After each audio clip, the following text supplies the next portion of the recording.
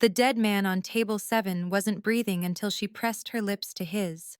Except the vampire king had been waiting 3 centuries for someone pure enough to wake him. Now Mortician Elena Rodriguez belonged to him by the oldest law, and the morgue cameras had recorded everything. The fluorescent lights hummed their familiar tune as Elena Rodriguez swiped her badge and entered St. Catherine's Hospital morgue at 11:58 p.m., 2 minutes before her shift officially began, because punctuality mattered when you were alone with the dead. The basement corridors stretched before her like veins through the hospital's cold heart, and she pulled her cardigan tighter against the perpetual chill that seemed to seep from the walls themselves. Medical school tuition didn't pay itself, and the night shift differential meant she could afford another semester without drowning in debt. Though some nights she wondered if the isolation was worth the extra dollars.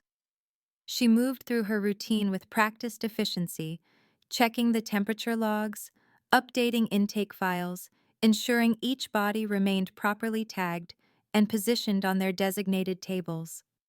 The morgue held 7 occupants tonight, each one someone's story cut short, each one requiring her careful attention and professional respect. Elena had learned early in her tenure that treating the deceased with dignity helped her sleep during the daylight hours when normal people worked their normal jobs. Table 1 held Mrs. Henderson, 93 years old, peaceful death in her sleep. Table 2 contained a motorcycle accident victim, young man whose family would arrive tomorrow for identification. Tables 3 through 6 bore the usual collection of urban tragedies and natural endings, each tagged and documented with meticulous care. Then she reached table 7, and something made her pause. John Doe number 47 lay beneath the white sheet, discovered in the old cemetery district by joggers who thought they'd found a sleeping vagrant until they noticed he wasn't breathing. No identification, no missing person reports, no fingerprint matches in the system. The intake notes described a male, approximately 30 years old, 6 feet 2 inches, 180 pounds, cause of death, unknown, pending autopsy. Elena pulled back the sheet and forgot to breathe. The man was beautiful in a way that seemed impossible for someone who'd been dead for 6 hours. His skin pale as marble but without the waxy yellow tinge she'd grown accustomed to seeing. His features belonged on a Renaissance sculpture, all sharp angles and classical proportions, with dark hair that looked like silk, even under the harsh morgue lighting. No lividity, no rigor mortis, no signs of decomposition, despite the time elapsed since discovery. Elena frowned and checked her paperwork again, confirming the timeline. Bodies didn't look this perfect after death, especially not bodies found outdoors in October. She leaned closer, studying his face for any clue about what might have killed someone so young and apparently healthy. His lips held a faint color that should have faded hours ago, and when she lifted his eyelid to check his pupils, she gasped. Even in death, his eyes were the most unusual shade of gold she'd ever seen, like amber caught in sunlight.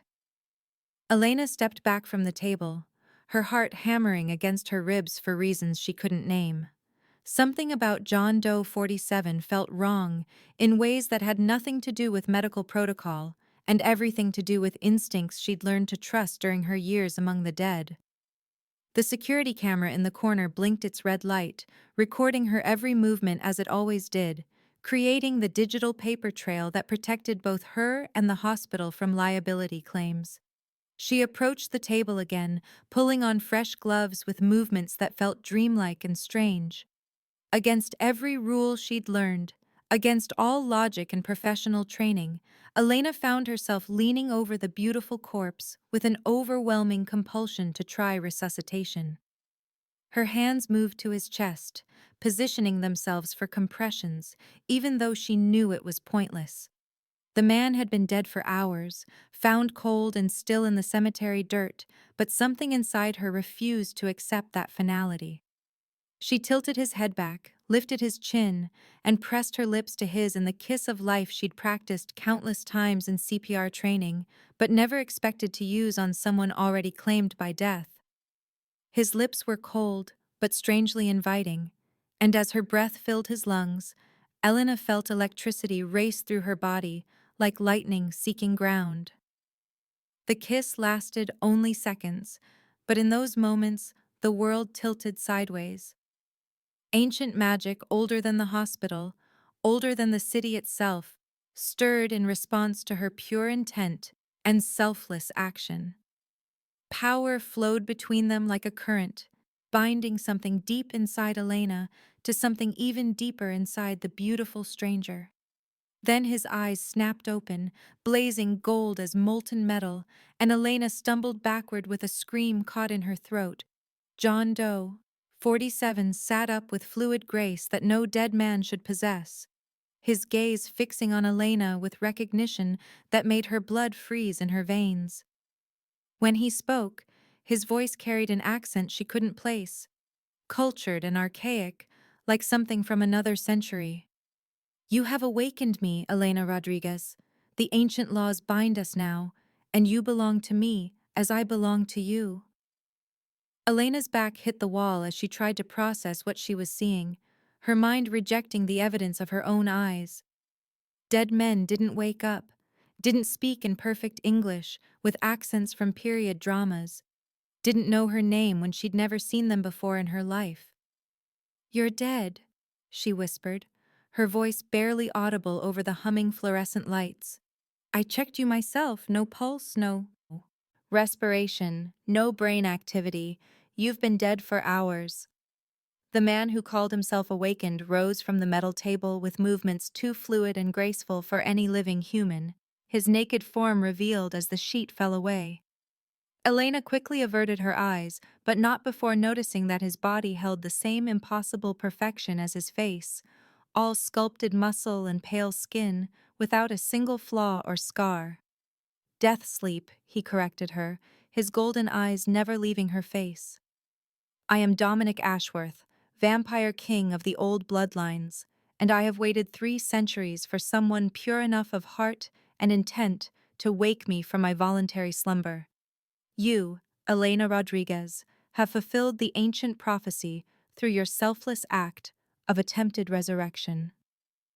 The bond between us is now forged and cannot be broken by any power in this world or the next." Elena's medical training warred with the impossible evidence before her eyes as Dominic moved closer with predatory grace. Vampires weren't real, couldn't be real, belonged in movies and books and teenage fantasies, not in hospital morgues where she worked to pay for medical school. Yet here stood living proof that everything she thought she knew about the world was wrong. "The bite marks," she said suddenly, remembering hundreds of crime shows and horror movies. "Where are your fangs?" Dominic smiled, and Elena caught a glimpse of elongated canines that hadn't been there moments before. "We are not the monsters your popular culture portrays, awakener mine. We are something far older and more complex, beings who have learned to walk among humans for centuries while maintaining our own laws and traditions. The law that binds us now is simple. Whoever wakes a vampire king through pure intent becomes his eternal mate, sharing his power and his immortal life." Elena shook her head violently, pressing herself against the cold tile wall as if she could somehow disappear into it. "This isn't real. I'm having a breakdown from too many night shifts and too much stress. You're a hallucination brought on by exhaustion and medical school pressure." Dominic moved to the computer terminal where the security cameras fed their digital streams, and with a gesture Elena didn't quite see, the screens flickered and changed. The footage of her awakening him played in reverse, then forward again, then dissolved into static before reforming as blank recordings showing an empty morgue. "Your normal life ended the moment your lips touched mine, Elena. The human world will no longer hold you because you belong to something greater now. I do not claim you through force or coercion, but through the ancient magic that recognized the purity of your heart when you tried to save what you believed was a life already lost." Elena felt a strange tugging sensation in her chest, as if an invisible cord now connected her to the beautiful monster standing before her. When she tried to speak, her voice came out as barely a whisper. What if I don't want this?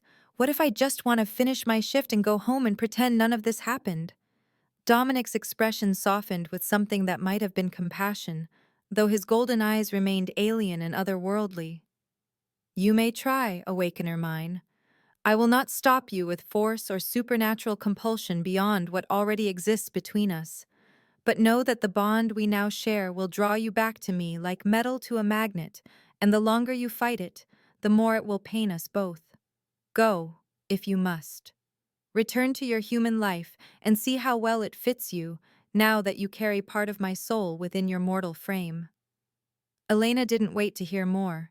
She bolted for the exit, her badge barely registering as she swiped through the security doors with hands that shook like leaves in a storm wind. Behind her, she heard no pursuit, no supernatural speed giving chase, but the absence of footsteps felt more ominous than any dramatic confrontation would have. The Vampire King was letting her go because he knew something she didn't yet understand.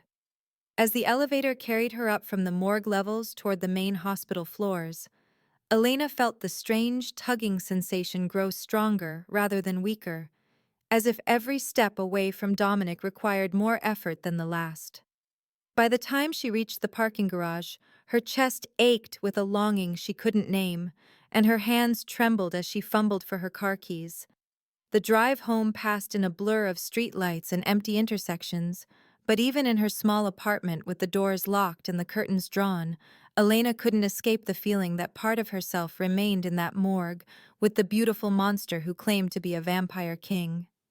She sat on her couch in the dark, staring at nothing, knowing that tomorrow would bring questions she couldn't answer and a life she could never quite reclaim. And now's the time to stop and subscribe to our channel. If you enjoyed this video, don't forget to like it and drop a comment telling us where you're watching from. It's always amazing to see how far these tales travel across the world. Now let's continue. Sleep refused to come as Elena lay in her narrow bed, staring at the ceiling where shadows danced like memories of golden eyes and impossible promises. Every time she closed her eyelids, she saw Dominic rising from the morgue table with inhuman grace, his voice echoing through her mind with words that shouldn't exist in the rational world she'd built around medical textbooks and scientific facts. The digital clock beside her bed glowed red numbers that crawled toward dawn, while her body ached with a restlessness she couldn't name, as if every cell yearned for something just beyond her understanding. When exhaustion finally claimed her in the pre-dawn hours, her dreams bloomed with vivid intensity that left her gasping awake. She walked through moonlit corridors of stone and shadow, following the sound of classical music toward ballrooms filled with beautiful people whose eyes reflected light like mirrors.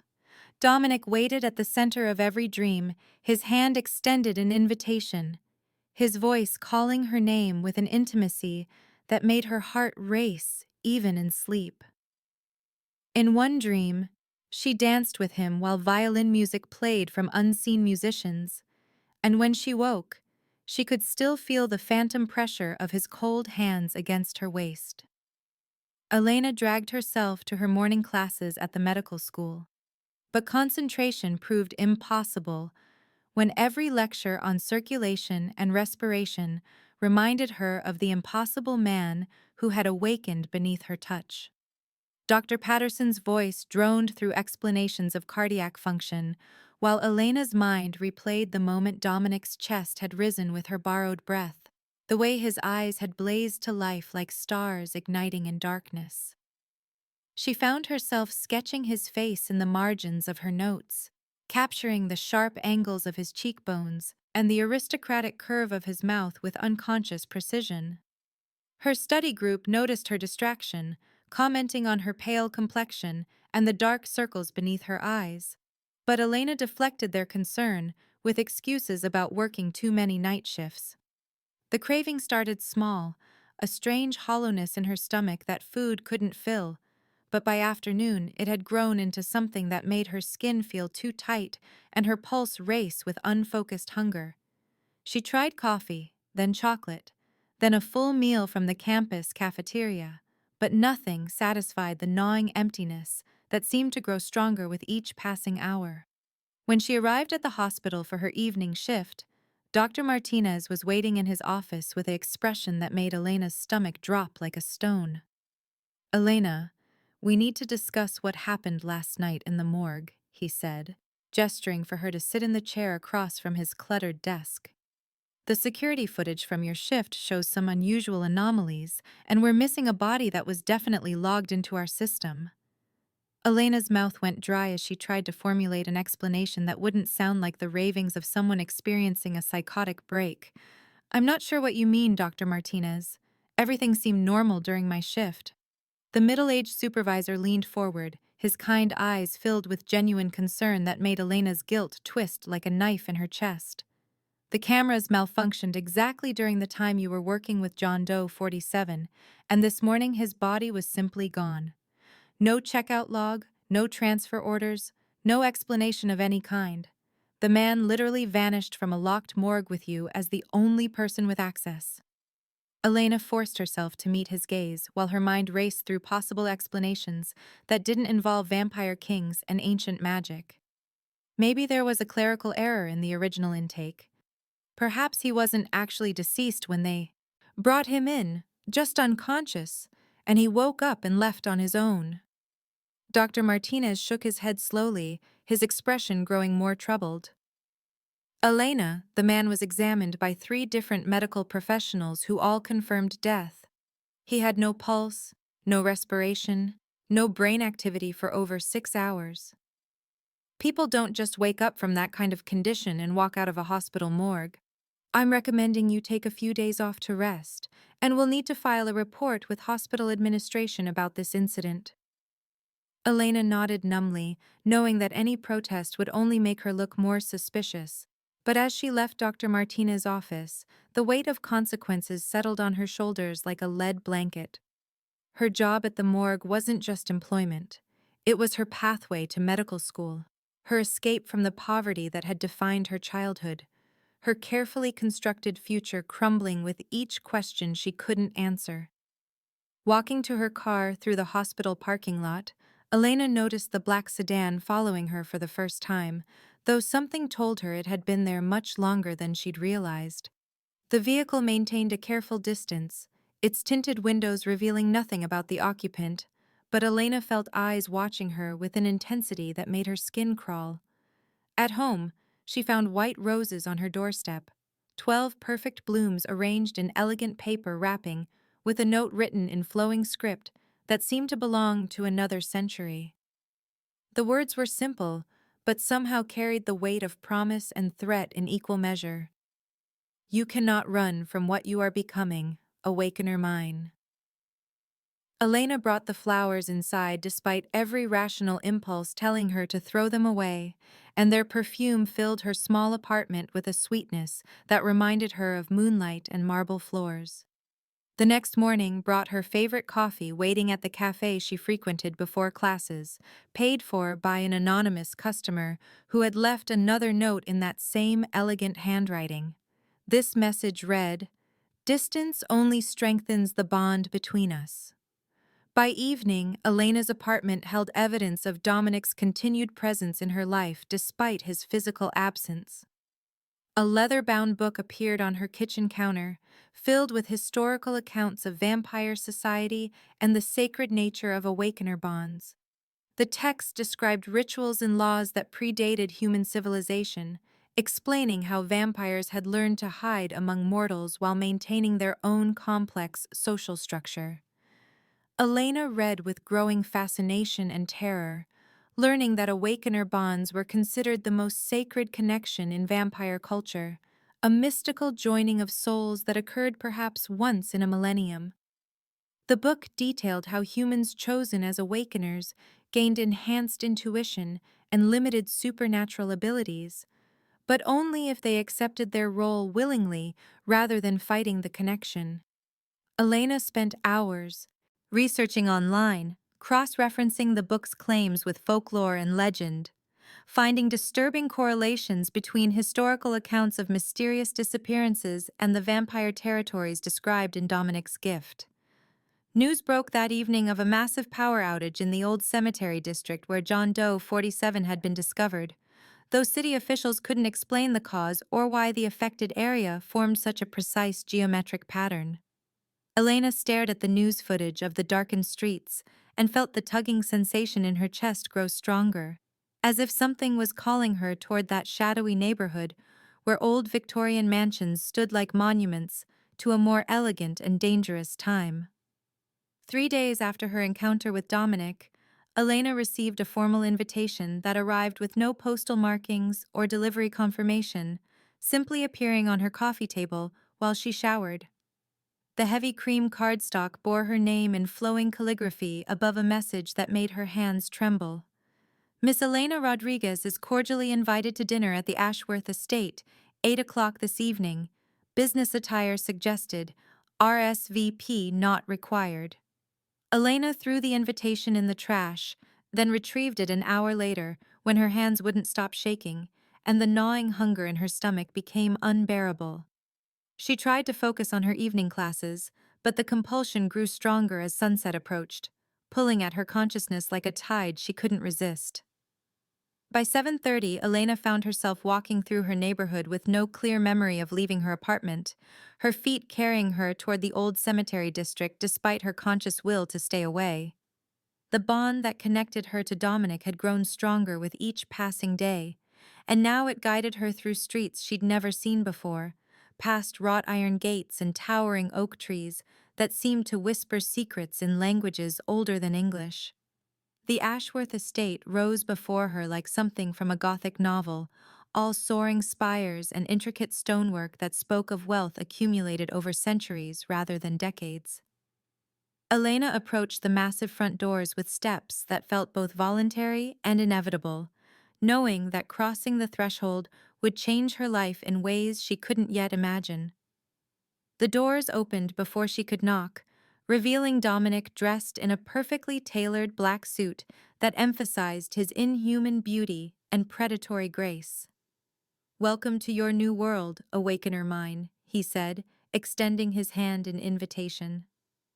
Behind him, Elena glimpsed a grand foyer filled with other figures who watched her approach with expressions ranging from curiosity to outright hostility. These were his people, she realized, the vampire court, that would now judge whether a mortal medical student deserved to stand beside their ancient king. Dominic led her through marble corridors lined with paintings that depicted centuries of vampire history, past libraries filled with leather-bound volumes and sitting rooms furnished with antiques that belonged in museums. The dining room where they gathered could have seated 30 people, but tonight it held only 5 figures arranged around a mahogany table that gleamed like black water under crystal chandeliers. Serafina sat at Dominic's right hand, her platinum hair and porcelain features creating an image of ethereal beauty marred by eyes that promised violence. She studied Elena with the intensity of a predator evaluating prey, her red lips curved in a smile that held no warmth. Marcus occupied the chair opposite Serafina, a dark-haired man whose military bearing and scarred hands spoke of centuries spent as Dominic's enforcer and protector. His assessment of Elena was more professional than personal, but no less threatening for its objectivity. At the foot of the table sat Celeste, an ancient woman whose silver hair and knowing eyes suggested wisdom accumulated over millennia, though her youthful face betrayed the supernatural nature that kept her preserved in eternal beauty. She watched Elena with scientific curiosity, as if studying a particularly interesting specimen under a microscope. Dominic took his place at the head of the table and gestured for Elena to sit at his left, a position that clearly marked her as his chosen successor and caused Serafina's perfect features to tighten with barely contained rage. "My awakener," Dominic announced to the assembled vampires, his voice carrying the authority of absolute rule, tempered by genuine affection for the terrified young woman beside him. "Elena Rodriguez, who woke me from death sleep through the purity of her heart and the selflessness of her actions. She will be evaluated according to our laws and traditions. But know that the bond between us has already been forged by forces older than any of us." Serafina leaned forward with fluid grace, that reminded Elena of a striking serpent, her voice melodious and poisonous in equal measure. She is a liability, Dominic. A mortal who stumbled into our world through accident rather than birthright, who lacks the strength and knowledge necessary to rule beside a vampire king.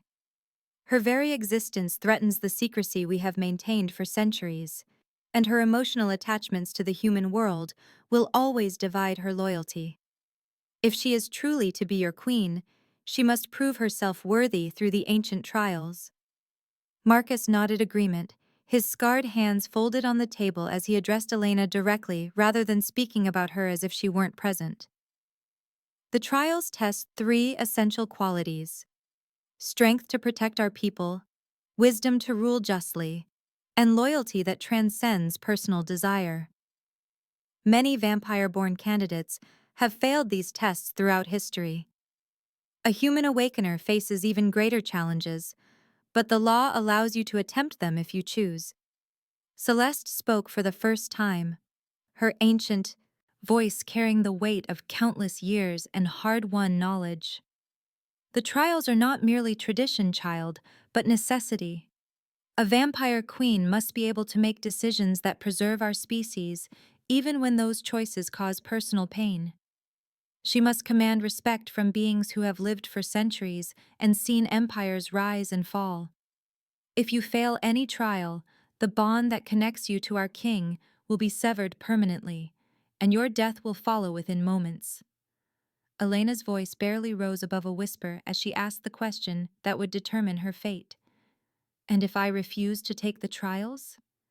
Dominic's hand covered hers on the table, his cold touch somehow providing comfort despite the circumstances.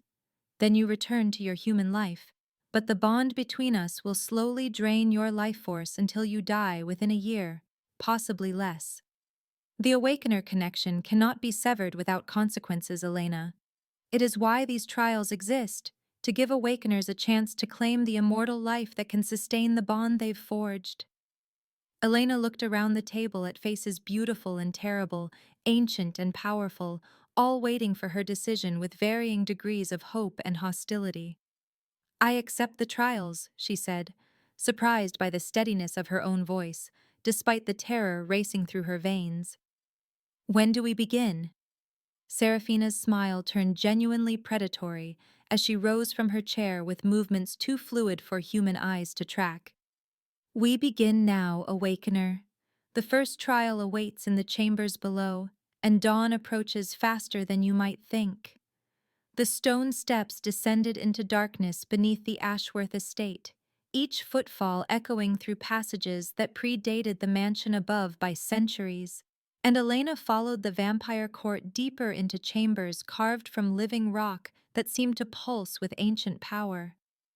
Torches flickered in iron sconces along the walls, casting dancing shadows that made the carved symbols look alive, and the air grew thicker with each step downward, heavy with the weight of rituals performed in these depths for over 1,000 years.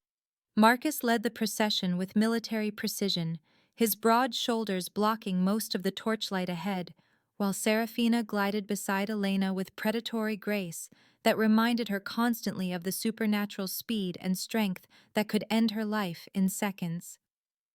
Dominic walked behind them, his presence both comforting and terrifying, as Elena realized that even his protection had limits in the face of vampire law and tradition that governed challenges older than human civilization. The training chamber opened before them like a cathedral of violence, its vaulted ceiling disappearing into shadows above, while the floor stretched out in polished marble that gleamed like black water under the torchlight.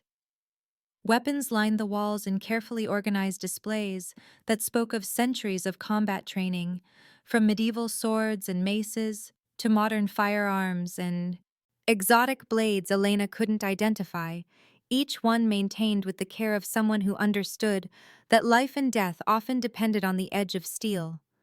Marcus moved to the center of the chamber and began removing his jacket with methodical precision, revealing a torso marked by scars that told stories of battles fought across continents and centuries. The trial of strength is simple, Awakener, he said, his voice echoing off the stone walls with military authority that brooked no argument. You must demonstrate that you possess the courage and capability to defend vampire interests when necessary. I will not use my full supernatural abilities, but I will fight as a vampire in partial transformation. You may use any weapon from these walls, or rely on your own skills and knowledge. The combat continues until one of us yields or becomes unable to continue. Elena's medical training kicked in automatically as she assessed her opponent. Noting the way Marcus moved with fluid precision that spoke of muscle memory developed over centuries of practice, the casual confidence of someone who had never lost a physical confrontation with a mortal human. Her own experience with violence extended to exactly 3 self-defense classes she'd taken freshman year of college, and those had focused more on escape techniques than actual combat skills. Yet as she scanned the weapon displays, Elena's mind began working through possibilities with the same analytical approach she used for medical diagnoses, looking for advantages that didn't depend on strength or speed she simply didn't possess. She selected a pair of silver-bladed knives, their weight familiar from her surgical training, even though their purpose differed dramatically from the scalpels she wielded in anatomy class. The silver would affect Marcus more than steel or iron, she remembered from her frantic research into vampire lore, though she wasn't certain how much it would slow someone with centuries of experience in combat. Marcus nodded approval at her weapon choice, recognizing the tactical thinking behind the selection, even as his form began to shift in ways that made Elena's stomach lurch with primal terror. His fingernails extended into claws that could tear through flesh and bone, his canine teeth elongated into fangs designed for ripping throats, and his already impressive physique swelled with supernatural strength that could crush her skull like an eggshell. Most disturbing were his eyes, which shifted from human brown to the reflective gold of a predator hunting in darkness, tracking Elena's movements with inhuman precision as she circled the edge of the combat area.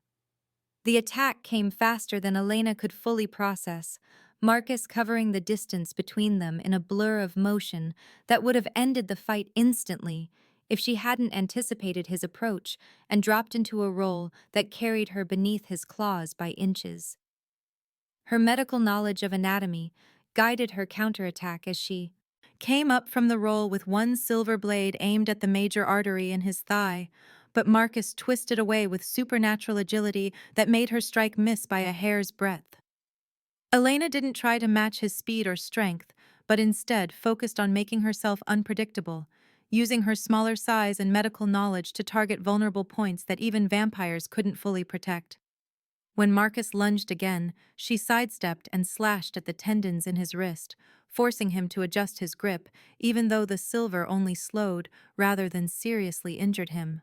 The fight became a deadly dance of advance and retreat, with Elena using every surface in the chamber to maintain distance while looking for openings that her limited combat skills could exploit. She remembered reading that vampires relied heavily on their enhanced senses, so when Marcus cornered her near the weapon displays, Elena grabbed a handful of the powdered silver that coated some of the older blades and threw it directly at his face, temporarily blinding him and buying herself precious seconds to escape his reach. Marcus wiped the silver dust from his eyes with movements that spoke of grudging respect rather than frustrated anger, and Elena realized that she was passing the trial not by winning, but by proving that she could think tactically under pressure and use available resources creatively. When he came at her again, she was ready with a move learned from watching surgery videos, dropping below his guard to strike at pressure points that would disable a human opponent, though Marcus's supernatural resilience meant the attacks only staggered rather than incapacitated him. The combat continued for what felt like hours, but was probably only minutes, with Elena growing more confident as she learned to read Marcus's attack patterns and exploit the brief openings they created. She couldn't match vampire speed or strength, but she could observe and adapt faster than Marcus expected from a mortal opponent, using her medical knowledge to predict how his transformed anatomy would affect his movement and balance. Finally, Elena managed to land a solid strike with both silver blades simultaneously, one at Marcus's throat and the other pressed against his heart, holding the position long enough to demonstrate that she could have delivered killing blows if her opponent had been human or if the silver had been more concentrated. Marcus stepped back with a formal bow that acknowledged her victory in terms of strategy and courage, even though they both knew he could have ended the fight at any moment if he'd chosen to use his full supernatural abilities. "Well fought, Awakener," he said, his voice carrying genuine respect that hadn't been there before the trial began. "You lack the physical capabilities to match vampire opponents in direct combat, but you possess the tactical intelligence and courage necessary to lead our people in times of crisis. A queen's greatest strength is often her ability to think beyond brute force and find solutions that preserve lives rather than simply ending them." Elena lowered her weapons with hands that shook from adrenaline and exhaustion, suddenly aware of Dominic watching from the sidelines with an expression of pride and possessive satisfaction that made her pulse race for entirely different reasons than fear. She saw in his golden eyes a glimpse of the man beneath the monster, someone who had spent centuries alone because leadership demanded isolation, who had chosen death sleep rather than continue ruling without companionship or love. The loneliness in his gaze spoke to something deep inside Elena, a recognition that they were both outsiders in their respective worlds, both seeking connection despite the barriers that society and circumstance placed in their paths. Serafina's voice cut through the moment like ice, reminding Elena that 2 more trials awaited and that the vampire court's acceptance was far from guaranteed. "Strength alone does not make a queen, Awakener. Tomorrow night brings the trial of wisdom, where you must prove that your judgment is worthy of the power you would wield. Celeste will present you with a case that has challenged our wisest counselors for decades, and your decision will determine whether you possess the moral clarity necessary to rule justly." Elena nodded acknowledgement, while her mind already raced ahead to consider what form the wisdom trial might take, drawing on her medical ethics training and the vampire lore she'd absorbed from Dominic's gifted books. The next evening found Elena in the estate's library, a cathedral of knowledge that soared 3 stories high with balconies and ladders providing access to thousands of volumes collected across centuries of vampire history.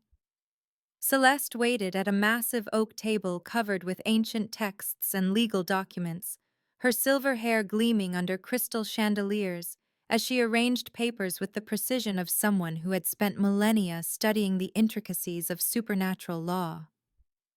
"The case I present to you has divided our council for over 2 centuries, Awakener," Celeste began, her ancient voice carrying the weight of accumulated wisdom and bitter experience. "2 vampires stand accused of breaking our most sacred law by revealing supernatural secrets to human authorities. Lysander claims he exposed our existence to save human lives during a plague outbreak, using vampire healing knowledge to develop treatments that prevented thousands of deaths. Morgana argues that she revealed vampire locations to prevent a massacre of supernatural beings by human extremists who had discovered evidence of our presence. Both acted from noble motives, yet both violated the secrecy that protects our entire species from human fear and hatred." Elena studied the documents Celeste provided, noting the careful legal language that outlined centuries of precedent, and the complex philosophical questions underlying what appeared to be a simple case of rule-breaking. Lysander's actions had saved human lives but established a dangerous precedent that vampire knowledge could be shared when mortal authorities deemed it necessary, potentially opening the door for future demands that could strip away supernatural secrecy entirely. Morgana's choice had protected vampire lives, but created a situation where human authorities now possessed detailed information about supernatural society, information that could be used for either protection or persecution depending on political winds and public opinion. The medical ethics training Elena had received in preparation for her career provided a framework for analyzing the competing claims and obligations, but vampire law operated on principles that sometimes conflicted with human moral systems. Both vampires had acted to preserve life, which Elena's medical background instinctively supported. Yet both had also endangered the larger supernatural community by breaking laws designed to protect thousands of vampire lives through maintaining secrecy from human persecution. Elena spent hours reading through case law and precedent, learning how previous councils had balanced individual conscience against collective survival, noting patterns in decisions that revealed the underlying values and priorities that shaped vampire justice. The complexity of the case gradually became clear as Elena realized that any decision she made would establish precedent for future situations where individual vampires faced conflicts between personal morality and species loyalty.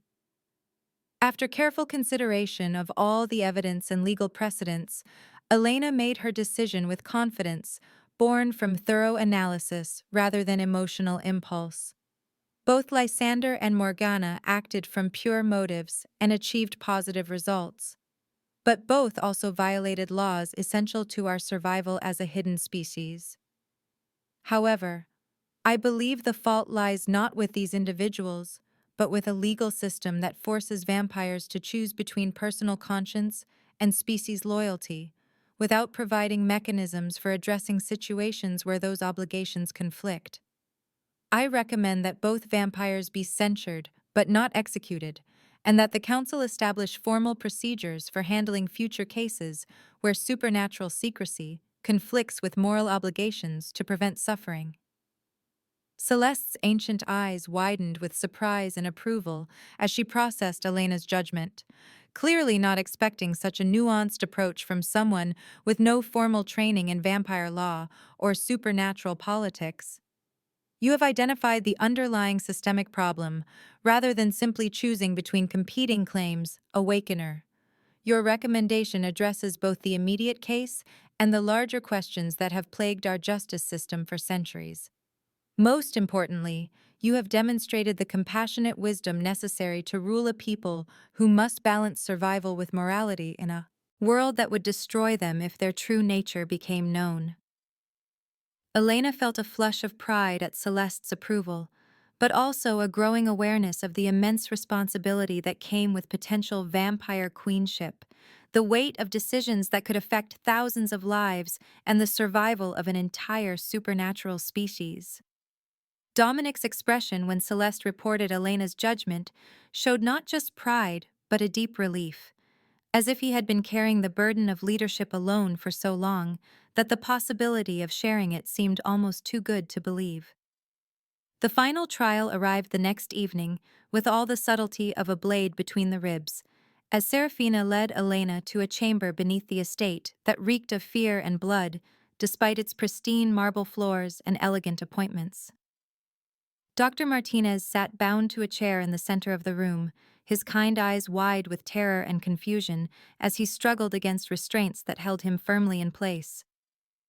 Serafina's voice carried poisonous satisfaction as she explained the cruel parameters of the loyalty trial, her platinum hair gleaming under torchlight that cast hellish shadows on the walls. Your former supervisor has been investigating supernatural activity since your encounter with our king, Awakener. His research has led him dangerously close to discovering evidence that could expose our entire species to human authorities. In his possession are documents that detail vampire feeding patterns, territorial boundaries, and behavioral observations that took him months to compile. The choice before you is simple: execute this human to protect vampire secrets, or allow him to live and risk the exposure that could lead to a supernatural war costing thousands of lives on both sides. Elena's medical training screamed in protest against harming someone who had shown her nothing but kindness and professional respect. Yet her growing understanding of vampire society made clear the genuine threat that Dr. Martinez's research represented to supernatural survival. Serafina had designed this trial specifically to force an impossible choice between Elena's human loyalties and her vampire obligations, creating a scenario where any decision would prove her unfit for queenship in the eyes of different council factions. Yet as Elena studied the situation with the same analytical approach she'd used for the previous trials, she began to see possibilities that Seraphina's vindictive creativity had overlooked. I refuse to accept the parameters of this choice, Elena announced, her voice carrying new authority that surprised even her. The trial assumes that human knowledge automatically leads to supernatural exposure, but that assumption ignores other possibilities for managing the situation. Dr. Martinez is a man of science and ethics who became involved in this investigation through concern for my welfare after witnessing unexplained events. Rather than killing him or releasing him with dangerous knowledge, I propose a third option: bring him into limited awareness of supernatural society under formal protection and oath, allowing him to understand the truth while binding him to secrecy through magical compact rather than death threats. Seraphina's perfect features twisted with frustrated rage as she realized that Elena had found a creative solution that satisfied both human moral obligations and vampire security concerns, demonstrating exactly the kind of innovative thinking that could revolutionize supernatural human relations. Your cleverness will not save you from the fundamental truth, Awakener, she hissed through clenched teeth that revealed the points of her fangs. Accepting the crown means abandoning your human life forever, cutting all ties to the mortal world that shaped your values and loyalties. You can never return to the simple existence of medical school and night shifts, never again walk among humans as one of them rather than their supernatural superior. The choice to become Vampire Queen is irreversible and absolute, requiring sacrifice of everything you once believed yourself to be. Elena met Seraphina's hateful gaze with calm determination, born from 3 nights of trials that had forced her to confront her own capabilities and limitations, her values and priorities, her willingness to accept responsibility for others' lives and welfare. I understand the magnitude of this choice, Seraphina, and I accept it freely. My human life led me to this moment where I can serve a greater purpose than I ever imagined possible. I choose the crown and the obligations it represents, knowing that I can never return to the innocence of my former existence, but believing that the sacrifice serves a purpose worthy of the price it demands. The crown ceremony took place at midnight in the estate's grand ballroom, where centuries of vampire history watched from oil paintings that lined the walls and gilded frames, their subjects' eyes seeming to follow Elena's movements as Dominic placed the ancient circlet upon her head with hands that trembled slightly despite his supernatural composure. The crown itself was a masterwork of medieval craftsmanship, wrought from silver and obsidian with rubies that caught the candlelight like drops of blood. And as it settled against Elena's temples, she felt power flow through her body like electricity seeking ground, connecting her to every vampire in Dominic's territory through bonds older than written language. Celeste spoke the ancient words of binding in a language that predated human civilization, her voice weaving magic that would mark Elena as queen in the supernatural world, while Marcus and even Seraphina knelt in formal acknowledgement of her new position despite their previous hostility. The transformation wasn't physical, but something deeper, a fundamental shift in how Elena perceived the world around her as supernatural senses awakened within her mortal frame, allowing her to feel the life force of every creature in the mansion and sense emotions as clearly as if they were spoken aloud. When the ceremony concluded, Dominic led Elena through corridors she hadn't seen before, past tapestries that depicted vampire history in threads of gold and silver, toward chambers that had been prepared for her education in the complexities of supernatural rule. The study he brought her to could have housed a university library, its walls lined with volumes that chronicled centuries of vampire politics, territorial disputes, alliance negotiations, and the delicate balance of power that kept their species hidden from human discovery. Dominic moved to a massive window that overlooked the city below, his reflection absent in the glass as he gazed out at lights that twinkled like earthbound stars, each one representing human lives that continued in ignorance of the supernatural world that existed alongside their own. Elena, he said, his voice carrying a weariness that spoke of centuries spent making impossible decisions, you have accepted a burden that has broken stronger individuals than yourself, and I would spare you the full weight of it if such mercy were possible. Vampire kingship is not the romantic fantasy that human literature portrays, but a constant struggle against forces that would destroy everything we have built to survive in a world that fears and hates our very existence. Elena approached him slowly, noting how the moonlight streaming through the window illuminated the aristocratic planes of his face, while casting shadows that emphasized the loneliness he carried like a physical weight. She was beginning to understand that Dominic's earlier arrogance and commanding presence masked vulnerabilities that centuries of isolation had carved deep into his soul. "Tell me about the weight," she said softly, moving to stand beside him at the window where she could see both his reflection and her own. Mortal and immortal existing in the same space, despite the fundamental differences that separated their natures. "Help me understand what I've truly accepted by taking this crown." Dominic's golden eyes fixed on the city lights as he began to speak of responsibilities that had consumed centuries of his existence, the constant vigilance required to protect vampire territory from werewolf incursions and fae manipulations, the delicate negotiations with government officials who knew just enough about supernatural activity to be dangerous, but not enough to be trusted with the full truth. He described the isolation that came with absolute power, how every decision affected thousands of lives, and how the weight of potential consequences made genuine relationships nearly impossible when every conversation carried political implications. Elena listened with growing understanding as Dominic revealed the personal cost of leadership, how he had watched mortal lovers age and die while he remained unchanged, how vampire companions either sought to manipulate his power for their own ends or feared his authority too much for genuine intimacy. The death sleep he had chosen was not romantic gesture, but desperate escape from an existence that had become unbearable in its loneliness, a voluntary retreat from consciousness, rather than continue ruling without hope of finding someone who could share both his power and his vulnerabilities. "Most vampire kings rule through fear and maintain authority through violence," Dominic continued, his voice growing softer as he spoke of dreams that had sustained him through centuries of isolation.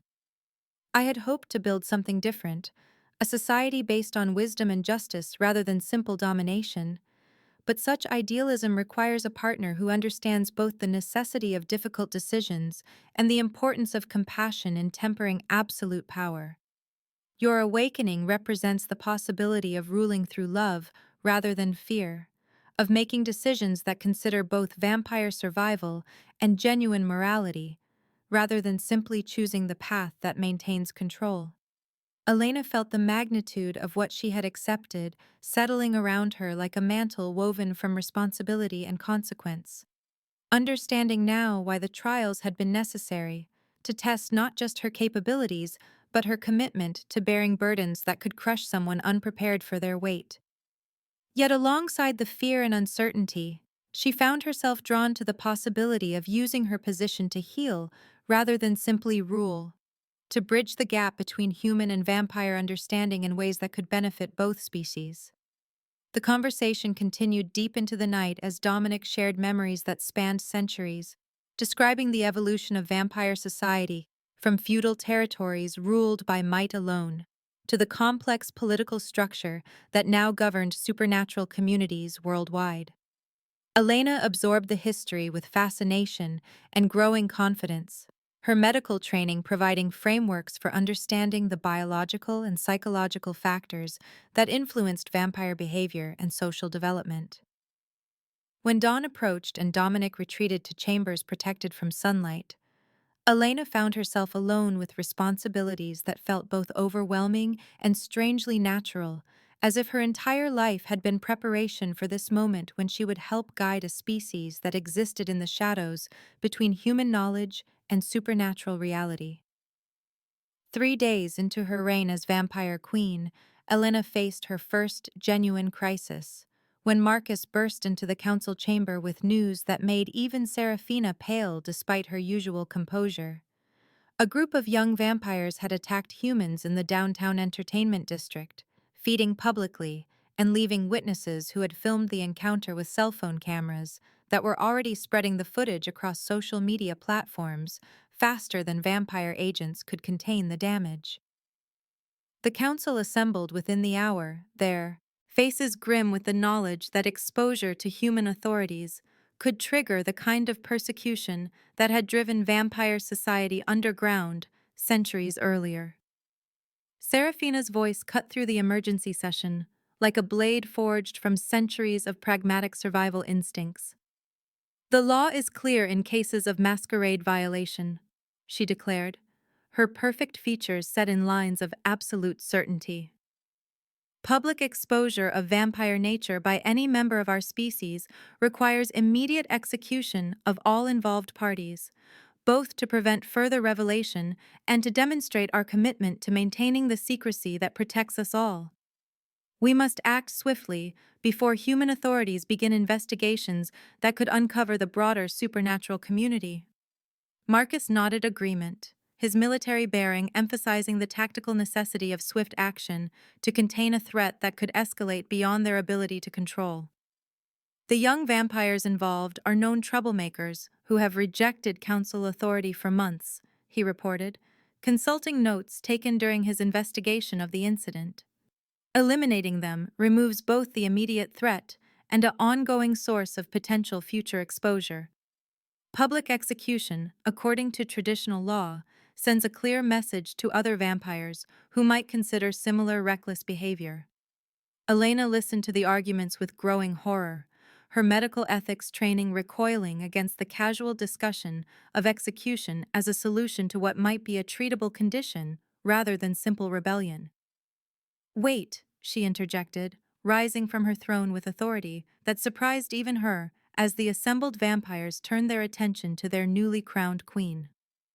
Before we resort to execution, shouldn't we investigate what drove these young vampires to such obviously self-destructive behavior?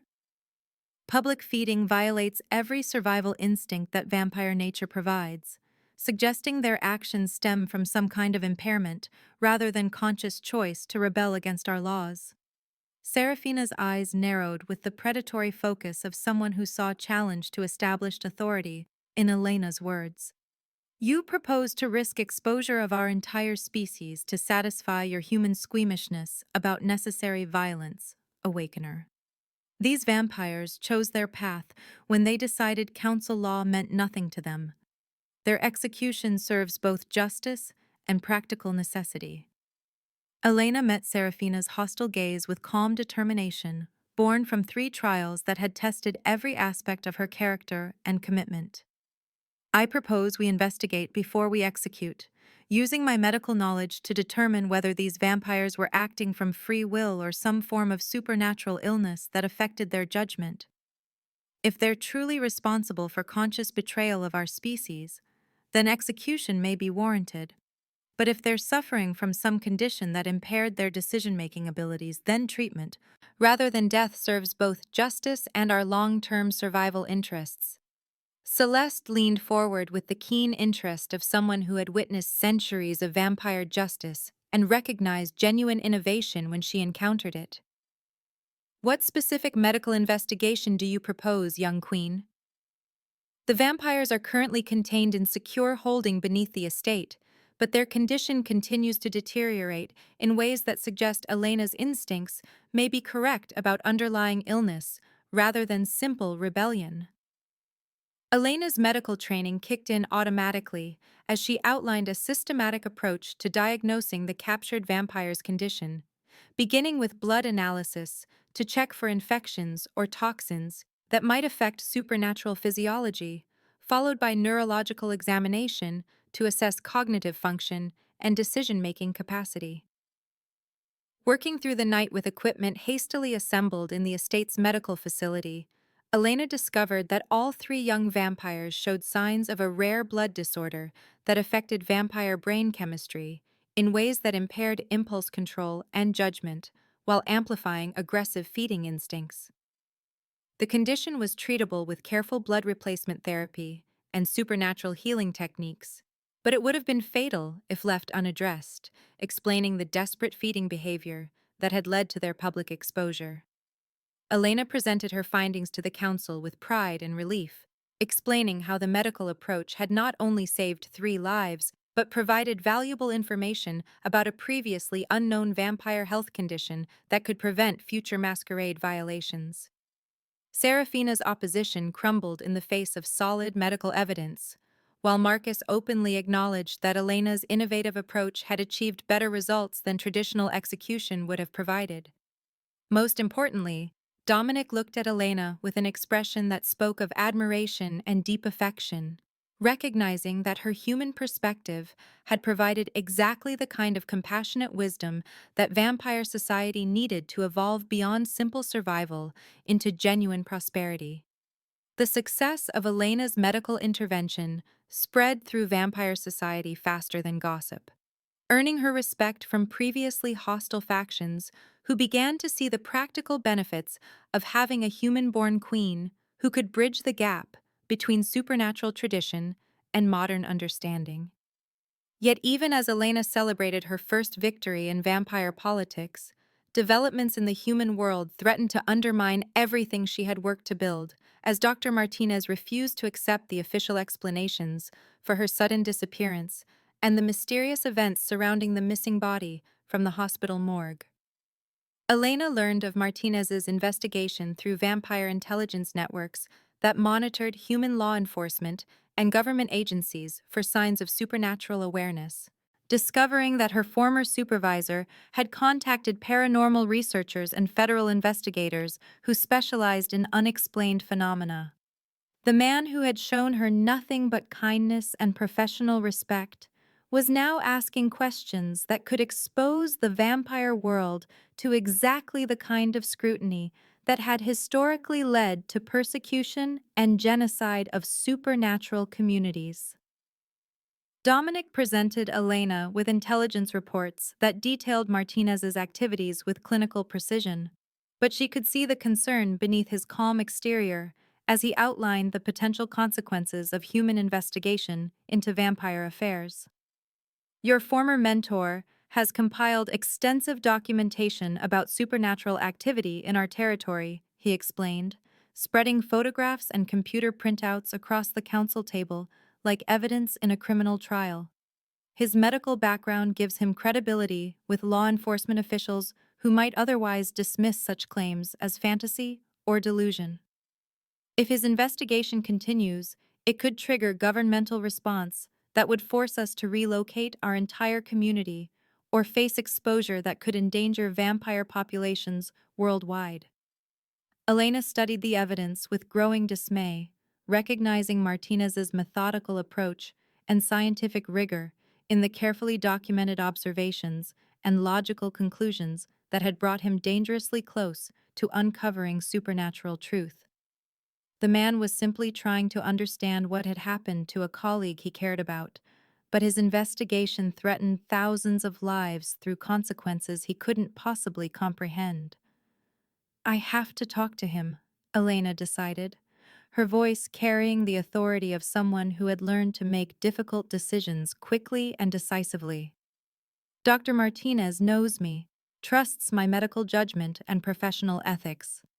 If I can convince him that his investigation serves no beneficial purpose and could cause harm to innocent people, he might be willing to abandon his research in favor of accepting a simpler explanation for the events he witnessed. Dominic's expression revealed the internal struggle between his desire to protect Elena from potential danger and his recognition that her unique position as someone trusted in both human and vampire worlds might provide the only solution that didn't involve violence against an innocent man whose only crime was caring about Elena's welfare. The meeting took place in Martinez's office 3 days later, with Elena using her key card to enter the hospital after hours when security presence would be minimal and the likelihood of witnesses reduced to acceptable levels. Martinez looked up from his desk covered with research materials and computer printouts, his kind eyes lighting with relief and concern as Elena entered the room like a ghost, returning from whatever fate had claimed her weeks earlier. Elena, thank God you're safe, he said, rising to embrace her with genuine affection that made Elena's heart ache with guilt for the deception she was about to perpetrate. I've been so worried since you disappeared without explanation after that incident in the morgue. The authorities claimed you'd taken a leave of absence for medical reasons, but something about their story never felt right to me. Elena returned his embrace while studying the evidence he had compiled, noting with professional admiration the thoroughness of his investigation and the accuracy of his conclusions despite lacking access to supernatural resources. Dr. Martinez, she said carefully, choosing her words with the precision of someone who understood that lives hung in the balance of this conversation. I need you to stop investigating what happened that night in the morgue. Some secrets exist for reasons that protect innocent people, and your research is approaching discoveries that could cause more harm than the truth is worth. Martinez's expression shifted from relief to confusion as he processed Elena's request, his scientific curiosity warring with his trust in her judgment and professional ethics. Elena, whatever happened to you, whatever you've become involved in, you can tell me the truth. I've seen enough evidence to know that something extraordinary occurred in that morgue, something that challenges everything we think we know about life and death. If you're being threatened or coerced in some way, I can help you find protection through proper channels. Elena met his concerned gaze with steady resolve born from weeks of learning to balance human attachments against supernatural responsibilities, knowing that this moment would determine whether she could truly claim to belong in the vampire world she had chosen. Dr. Martinez, I'm asking you to trust me when I say that some knowledge would destroy the peace of mind you've worked your entire career to maintain. The investigation you've begun leads to truths that would change everything you believe about the nature of reality, and not in ways that would bring you happiness or satisfaction. Please, for both our sakes, let this mystery remain unsolved. Martinez studied Elena's face with the careful attention of someone who had learned to read between the lines of what patients said and what they actually meant. And whatever he saw there convinced him that her request came from genuine concern rather than external pressure. After a long moment, he nodded slowly and began gathering his research materials into neat piles that would soon find their way into a shredder rather than government databases. I trust your judgment, Elena, he said quietly, though his eyes held sadness for mysteries that would remain forever beyond his understanding. If you say this knowledge would cause more harm than good, then I'll accept that and move on with my life. But I want you to know that whatever path you've chosen, whatever world you now inhabit, you'll always have a friend who remembers the dedicated medical student who cared enough about others to work night shifts in a morgue to pay for her education. Elena felt tears she hadn't expected burning behind her eyes as she hugged Martinez farewell, knowing that this meeting represented not just the end of a threat to vampire security, but the final severing of her connection to the human world that had shaped her values and ambitions. Walking back through the hospital corridors where she had once planned to build her medical career, Elena understood with crystal clarity that her choice to become Vampire Queen was truly irreversible, requiring sacrifices that went beyond giving up her mortality to embrace the complete transformation of everything she had once believed herself to be. Elena's meeting with Dr. Martinez had taken place under surveillance that neither she nor Dominic had suspected, as sophisticated listening devices planted by an organization that had been tracking supernatural activity for over 2 centuries recorded every word of their carefully orchestrated conversation. The Hunters Guild operated from shadows deeper than those inhabited by vampires, funded by government black budgets and private donors who understood that humanity's survival might depend on eliminating threats that most people couldn't imagine existed. Commander Sarah Walsh reviewed the audio recordings in a secure facility buried beneath the streets of Washington, D.C., her weathered face grim with the knowledge that vampire infiltration had reached levels that threatened the careful balance of ignorance that protected human civilization from supernatural war. Walsh had spent 30 years hunting creatures that shouldn't exist, beginning her career as a military intelligence officer who stumbled across evidence of werewolf activity during operations in Eastern Europe, advancing through ranks of an organization that recruited only the most capable individuals from law enforcement, military, and intelligence agencies worldwide. The Guild's files contained documented evidence of vampire activity dating back to medieval times, carefully compiled proof that supernatural creatures had been manipulating human affairs from the shadows while feeding on mortal blood and expanding their influence through centuries of careful infiltration. Elena Rodriguez represented a new and terrifying development in the eternal war between human and vampire. A medical professional who had willingly joined the enemy and now possessed intimate knowledge of both worlds that could be used to devastating effect against human interests. Walsh assembled her strike teams with military precision, drawing on resources that included former Special Forces operators, intelligence analysts, weapons specialists, trained in supernatural combat, and field agents who had spent years infiltrating vampire society to gather intelligence about supernatural capabilities and weaknesses. The coordinated attacks began at dawn when vampire strength was at its lowest ebb, striking simultaneously at safe houses and feeding grounds across 3 states, with the kind of surgical precision that had taken decades to develop and refine. Elena woke to the sound of explosions echoing across the city as Guild forces deployed weapons specifically designed to neutralize supernatural threats, including silver core bullets, UV floodlights, and incendiary devices that could reduce vampire bodies to ash in seconds.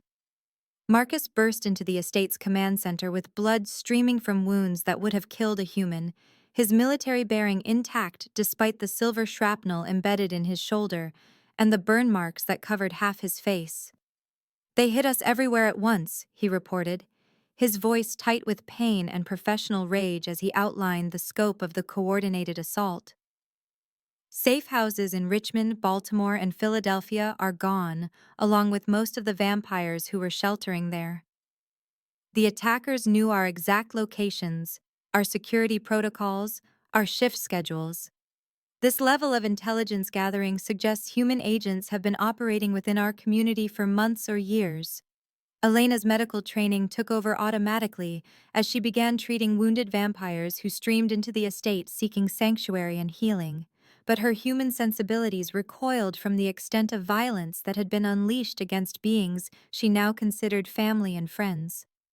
The Guild had not simply attacked vampire positions, but had done so with a level of brutality that spoke to decades of accumulated hatred and fear, using weapons designed to cause maximum suffering rather than simply eliminating threats efficiently.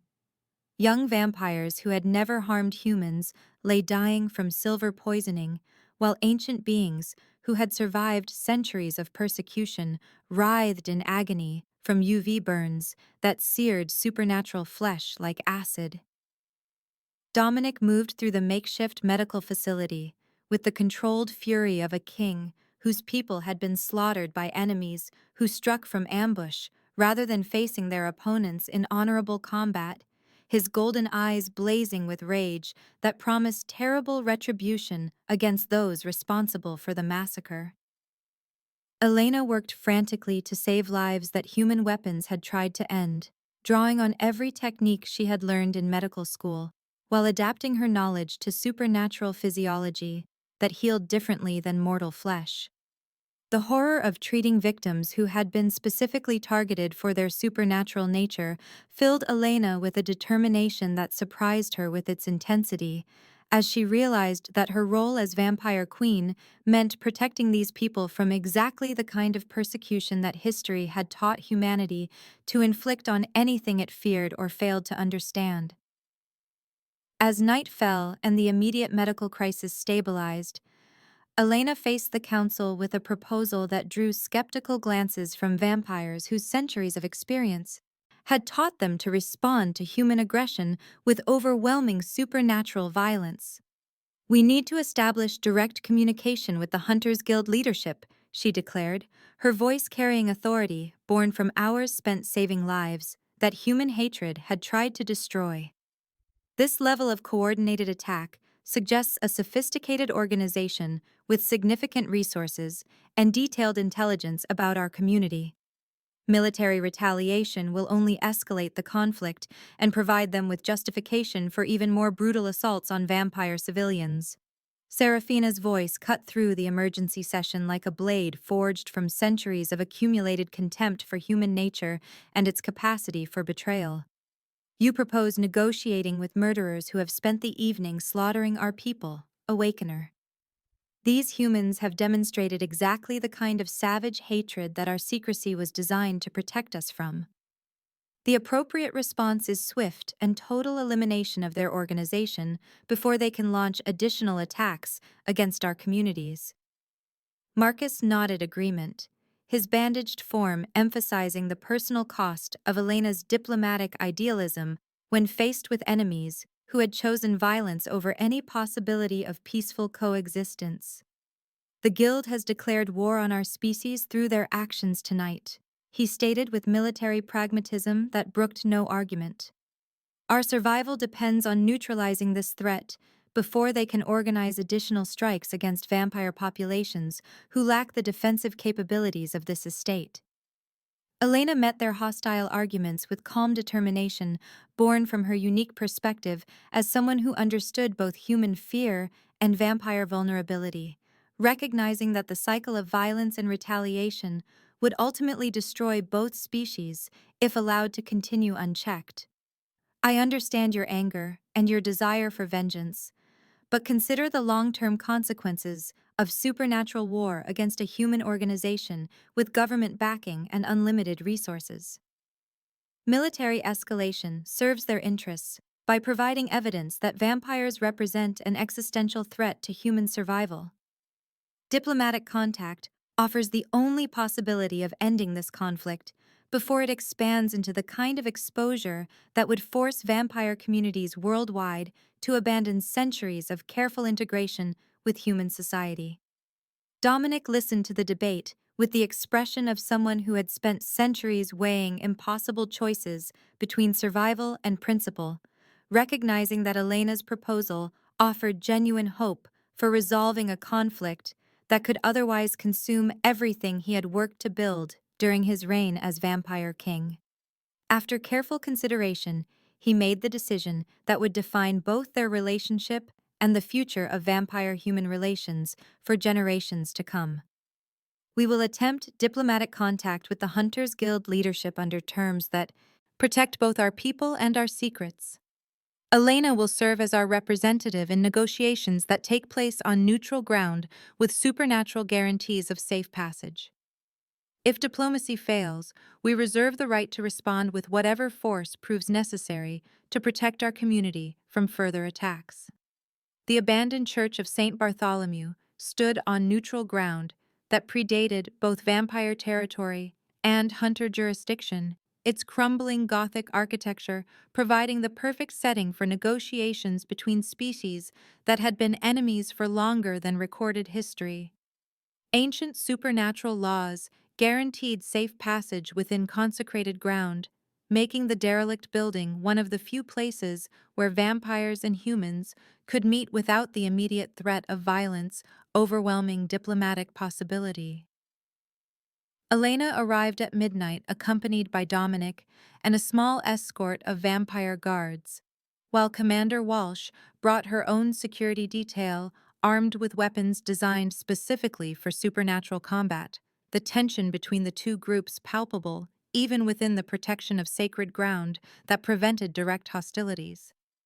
The negotiations began with careful ritual acknowledgement of the ancient laws that governed supernatural diplomacy, both sides demonstrating their commitment to peaceful resolution despite the violence that had brought them to this desperate meeting. Elena served as mediator between Dominic and Walsh, using her medical background and human perspective to translate vampire concerns into language that human authorities could understand while explaining guild motivations to supernatural beings who had never experienced the existential fear that drove mortal persecution of anything they perceived as predatory threats. Commander Walsh proved to be a pragmatic professional rather than the fanatical monster that vampire propaganda had portrayed. A career military officer who had seen enough evidence of supernatural activity to understand that complete elimination of vampire society was neither possible nor necessarily desirable if coexistence could be achieved through proper controls and oversight. The Hunters Guild exists to protect human civilization from supernatural threats, she explained, her weathered face reflecting decades of making difficult decisions in circumstances that offered no perfect solutions. Our intelligence indicates that vampire populations have grown beyond sustainable levels in major urban areas, creating feeding pressures that increasingly threaten human safety. Recent incidents of public exposure suggest that vampire society lacks the internal controls necessary to maintain the secrecy that has historically protected both our species from open conflict. Elena acknowledged the validity of Walsh's concerns, while outlining vampire perspectives that human authorities had never been asked to consider, explaining how supernatural communities had developed sophisticated systems for managing feeding requirements and population growth that minimized human casualties while maintaining the secrecy that both species required for survival.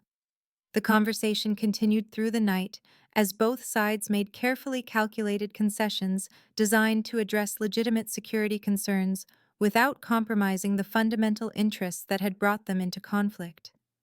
A tentative ceasefire agreement emerged from hours of painstaking negotiation, establishing protocols for information sharing between guild intelligence and vampire councils, creating joint oversight committees to investigate incidents that threatened the masquerade, and implementing early warning systems that would allow both sides to address potential problems before they escalated into violence. The Accord represented a revolutionary approach to supernatural human relations that offered hope for genuine coexistence based on mutual understanding, rather than simply maintaining an uneasy balance of terror between natural enemies. Yet even as Elena celebrated the diplomatic breakthrough that could transform the relationship between species, radical factions within both vampire and human communities rejected the peace agreement with hostility that threatened to destroy everything the negotiations had achieved. Vampire hardliners viewed any cooperation with human authorities as betrayal of supernatural sovereignty, while guild extremists saw the ceasefire as capitulation to inhuman monsters who could never be trusted regardless of formal agreements or diplomatic protocols. Serafina's opposition to Elena's diplomatic success had grown beyond simple jealousy into active sabotage of vampire interests.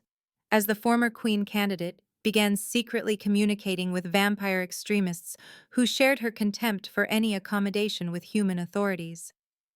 The betrayal came 3 days after the ceasefire agreement was signed, when vampire strike teams launched coordinated attacks against Hunters Guild safehouses, using intelligence that could only have come from someone with access to the highest levels of diplomatic negotiations. Elena learned of the attacks through emergency communications that painted a picture of systematic betrayal designed to destroy the fragile peace she had worked so carefully to construct. Serafina had provided vampire extremists with detailed information about guild facilities and personnel, enabling surgical strikes that killed dozens of human operatives while making Elena appear complicit in the violence through her role as diplomatic liaison. The attacks shattered the ceasefire with devastating effectiveness, providing guild leadership with exactly the evidence they needed to justify resuming military operations against vampire communities while portraying Elena as a collaborator who had used her human background to gather intelligence for supernatural enemies. Commander Walsh's voice carried bitter disappointment when she contacted Elena through secure channels to announce the end of diplomatic cooperation between their organizations. The Vampire Queen's betrayal of our trust confirms that coexistence between our species is impossible, she declared, her military pragmatism unable to distinguish between Elena's genuine peace efforts and Serafina's calculated sabotage. The Hunters Guild will resume operations against supernatural threats with the understanding that vampires cannot be trusted to honor any agreement that conflicts with their predatory nature. Elena faced the Vampire Council in emergency session with the knowledge that her diplomatic initiatives had not only failed, but had actively contributed to escalating the conflict she had hoped to resolve peacefully.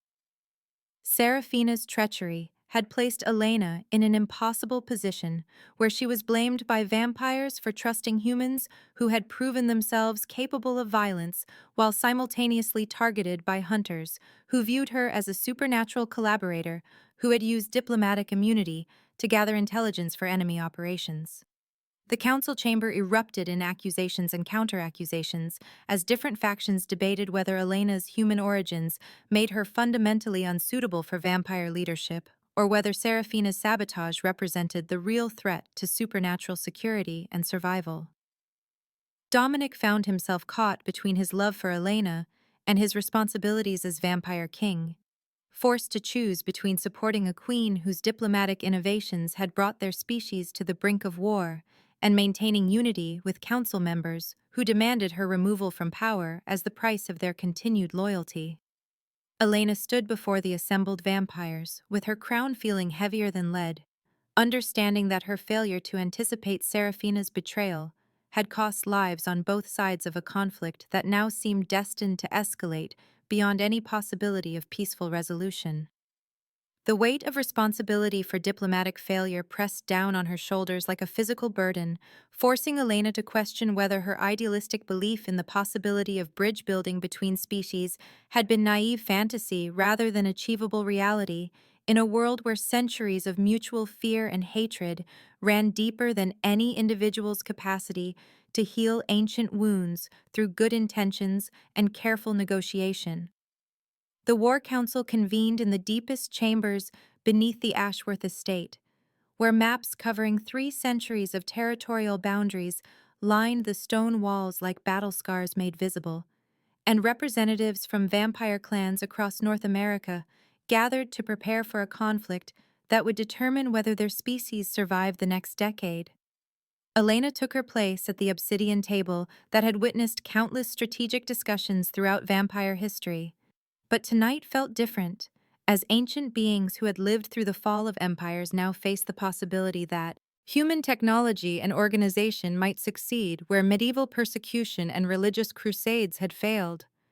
Intelligence reports spread across the polished surface painted a grim picture of Hunters Guild mobilization, with satellite imagery showing military-grade equipment being moved to strategic positions around major cities, while government agencies that had previously maintained plausible deniability about supernatural activity began coordinating resources for what appeared to be a comprehensive campaign against vampire communities worldwide. Marcus delivered his assessment with the clinical precision of someone who had spent centuries analyzing threats to vampire survival, outlining guild capabilities that included advanced weaponry designed specifically for supernatural combat, surveillance technology that could track vampire movement patterns, and intelligence networks that had penetrated deeper into their society than anyone had previously suspected. The betrayal orchestrated by Serafina had provided human forces with detailed information about vampire safe houses, feeding territories, political structures, and defensive capabilities that would allow them to strike with devastating accuracy at targets that had been carefully hidden for generations. Celeste spoke from her position as the Council's senior advisor, her ancient voice carrying the weight of having witnessed similar crises throughout vampire history when exposure threatened their species with extinction at human hands. The pattern is familiar from previous conflicts with mortal authorities, she explained, her silver hair gleaming under torchlight as she referenced historical precedents that stretched back to the Spanish Inquisition and beyond. Human fear of supernatural predators drives them to seek total elimination rather than accommodation, and their increasing technological capabilities make them more dangerous than any previous generation of vampire hunters we have faced. Traditional responses of relocation and deeper concealment will not suffice when satellites can track our movements and electronic surveillance can monitor our communications. Elena listened to the strategic discussions with growing understanding of how her unique position as Awakener Queen placed her at the center of supernatural politics in ways she was only beginning to comprehend. But as the council debated military options that ranged from preemptive strikes against guild facilities to mass exodus from human-dominated territories, she felt something stirring within her consciousness that had nothing to do with learned knowledge and everything to do with power that flowed through the ancient bonds connecting her to Dominic, and through him to every vampire who had sworn allegiance to their reign. The sensation was subtle at first, like hearing whispered conversations from distant rooms, but gradually, Elena became aware that she could sense the emotional states and general locations of vampires throughout their territory, feeling their fear and anger as clearly as if the emotions were her own, while simultaneously understanding that this awareness represented only the surface of abilities she had never been taught to access or control. Dominic noticed her growing distraction from the strategic discussions and gestured for a private consultation in the antechamber where ancient artifacts from vampire history stood in silent testimony to the power that their species had wielded before human technology forced them into hiding. "Elena," he said, his golden eyes reflecting concern that went beyond simple worry about military preparations. "The awakener bond that connects us grants you access to supernatural abilities that most of our kind never develop. But these powers come with costs that could prove dangerous if you attempt to use them without proper understanding of their limitations and requirements." Elena turned to face him, with questions that had been building throughout the evening as she felt power moving through her body like electricity seeking an outlet. Recognizing that her role in the coming conflict would extend far beyond diplomatic negotiation or political maneuvering to encompass capabilities she had never imagined possessing. "What exactly can I do, Dominic? The connection I feel to our people is growing stronger, but I don't understand the extent of these abilities or how to use them safely without risking harm to myself or others." Dominic moved closer, his presence both comforting and intimidating, as he began to explain the metaphysical realities that governed awakener powers and their relationship to vampire society as a whole. "Through our bond, you have access to the collective strength of every vampire who acknowledges our authority. But drawing on that power requires you to channel supernatural energy through your mortal frame in ways that could burn out your life force if pushed beyond your physical limitations. The abilities manifest differently for each awakener, but common capabilities include command authority over vampires within your influence, enhanced physical strength and speed during times of crisis, limited precognitive awareness of threats to the community, and most importantly, the power to forge mystical connections between individuals that transcend normal supernatural boundaries." Elena absorbed this information with the same systematic approach she had used to master medical knowledge, understanding that her unique position meant she would need to learn quickly how to access and control abilities that could determine the outcome of the war that now seemed inevitable. The weight of responsibility settled on her shoulders like a familiar burden as she realized that her decisions in the coming conflict would affect not just her own survival, but the fate of thousands of vampires who looked to their queen for protection and leadership, in circumstances that offered no guarantee of victory regardless of the strategies they employed. Training began immediately in the estate's most secure chambers, where Dominic guided Elena through exercises designed to help her access awakener abilities while maintaining enough control to prevent the power from consuming her mortal life force faster than her body could sustain. The process proved both exhilarating and terrifying as Elena learned to sense the emotional states and physical conditions of vampires across vast distances, feeling their loyalty and fear as tangible forces that flowed through the mystical connections binding their society together under her supernatural authority. Most challenging was learning to command vampires through the ancient bonds, without losing her own sense of identity in the collective consciousness that linked their species together, maintaining her individual will while accessing power that could override the personal autonomy of beings who had lived for centuries before her birth. As Elena's abilities developed through intensive training that left her exhausted but increasingly confident in her capacity to influence supernatural events through focused application of awakener power.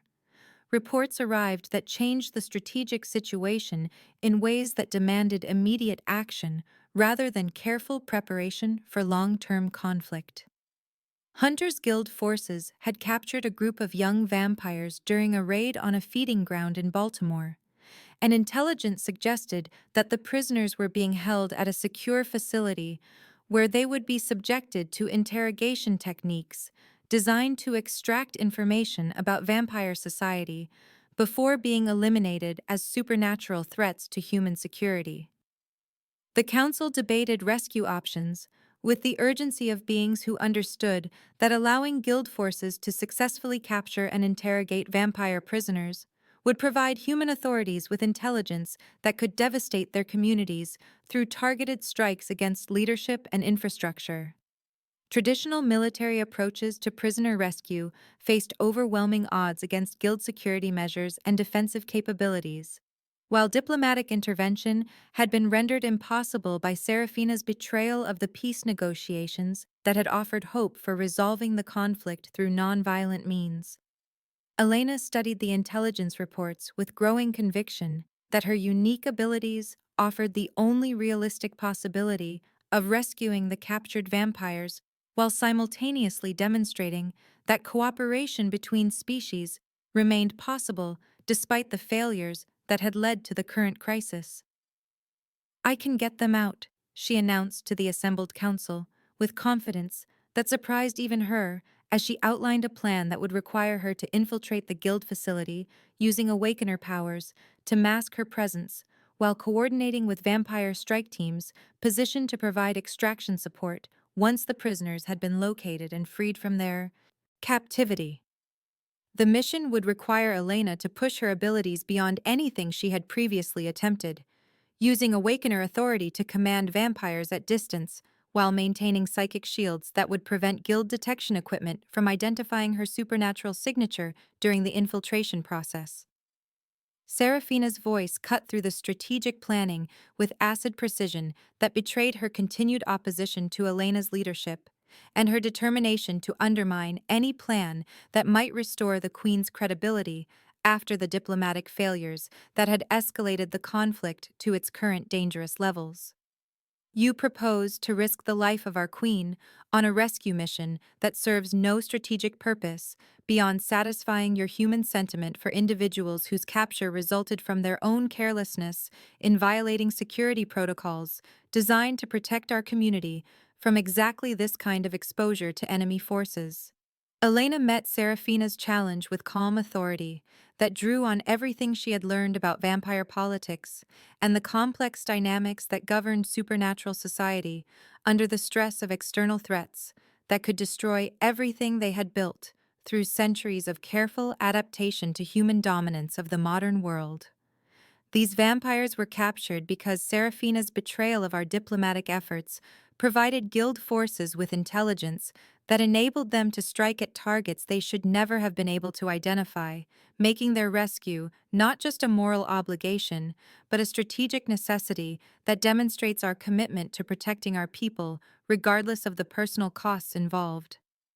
The mission succeeded beyond Elena's most optimistic projections, as her awakener abilities allowed her to move through the guild facility like a ghost while coordinating with vampire strike teams through mystical connections that human detection equipment could not identify or intercept. She located the captured vampires in underground holding cells that had been specifically designed to contain supernatural prisoners, using her command authority to suppress their fear and coordinate their escape while maintaining psychic shields that prevented guild psionics from detecting the rescue operation until the prisoners were already beyond the facility's security perimeter. The extracted vampires provided intelligence that confirmed Serafina's role in their capture while simultaneously demonstrating that Elena's rescue mission had saved lives that would otherwise have been lost to guild interrogation and execution, proving that her leadership could achieve results that traditional vampire military doctrine could not have accomplished under similar circumstances. Yet the success came at a personal cost that became apparent only after the immediate crisis had passed. and Elena found herself aging rapidly as her life force burned away to fuel awakener abilities that her mortal frame could not sustain. Indefinitely without supernatural support that would require fundamental transformation of her essential nature. Dominic watched with growing alarm as Elena's hair showed streaks of silver that had not been there before the mission, while lines appeared around her eyes that spoke of years rather than hours passing since she had pushed her abilities beyond their safe limits to save vampire lives and demonstrate the possibility of successful cooperation between species that had been enemies for centuries. Elena faced the mirror in her chambers with clinical detachment as she assessed the physical changes that marked the price of using awakener powers beyond the sustainable limits of her mortal physiology. Understanding that continued reliance on supernatural abilities would accelerate the aging process until her life force burned out entirely within a matter of months, rather than the decades she had expected to share with Dominic and their vampire community. The choice before her crystallized with stark clarity as Elena realized that maintaining her role as vampire queen while continuing to access the awakener abilities essential to her effectiveness in that position would require her to undergo the transformation that would grant her immortal life at the cost of her fundamental humanity. Dominic approached the question of transformation with the careful delicacy of someone who understood that Elena's decision would determine not just their personal future together, but the entire direction of vampire society under her continued leadership, or the chaos that would follow her death from premature aging caused by overuse of awakener powers. Elena, he said, his voice carrying centuries of loneliness and the desperate hope that she might choose immortality and eternal partnership over the moral principles that kept her anchored to her human identity. The transformation would preserve your life and allow us to rule together for as long as vampire civilization endures, but I cannot make this choice for you when it requires abandoning the very humanity that makes you uniquely qualified to bridge the gap between our species and the mortal world that has shaped your values and perspective.